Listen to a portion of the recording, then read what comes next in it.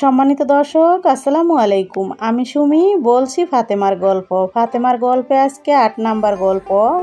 গত পর্বে শুনিয়েছিলাম ফাতেমার বড় ভাই যে তাকে রেখে আসছিল মাদ্রাসায় ভর্তি করে আসার সময় ওই যে তার নানিদের এলাকায়। তারপর আসলে ফাতেমার বাবা চাইতো যে ছেলে পড়াশোনা করুক, মানে ফাতেমার বাবা কিন্তু সেই সময়ে মেট্রিক পাস ছিল, তো তিনি চাইছিল যে তার সন্তানরা যেন পড়াশোনা করে। আসলে পরিস্থিতি সেরকম ছিল না, যার কারণে তো নড়াচড়ার কারণে কিন্তু পড়াশোনা হইতেছিল না ওইখানে, মানে যেখানে তারা আসলো। তো সেখানে তো স্কুলের তেমন ভালো ব্যবস্থা নাই, তো সেখানে তাকে মাদ্রাসায় ভর্তি করে দিয়ে আসলো যেন সে ভালো পড়াশোনা করে কিছু হতে পারে, এরকম চিন্তাভাবনা ছিল। কিন্তু সে ভাই বোন বা বাবা মাদেরকে অনেক ভালোবাসতো, তাদেরকে ছাড়া আসলে সে মন টিকে না থাকতে পারতেছিল না।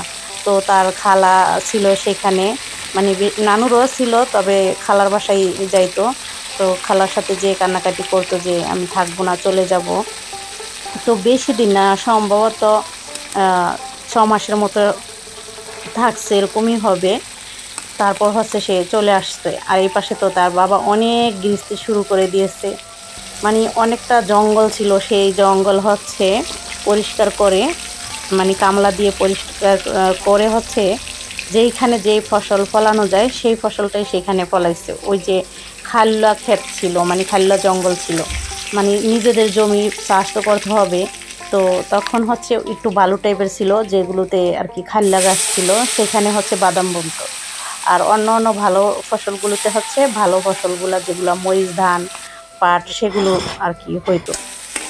তো চীনাবাদাম কিন্তু একটু ভালোতে হয়, যার কারণে ওই জায়গাটা তো সে চীনাবাদাম লাগাইছিল। আসলে চীনাবাদামটা দোরসা মাটিতে হয়, সেখানে ছিল ভালো। তো চীনাবাদামের পরিমাণটা কম হয়েছিল, নিজের হাতে ফাতেমা বাদামগুলো উঠাইছিল, তার কাছে অনেক ভালো লাগে। তারপর এই যে মশারির ডাল, তারপর ছোলা বুট, তারপর মাসকালাই, এইসব ডালগুলো খেতি করতো তারা। আমি দিন বলবো বাকিটুকু।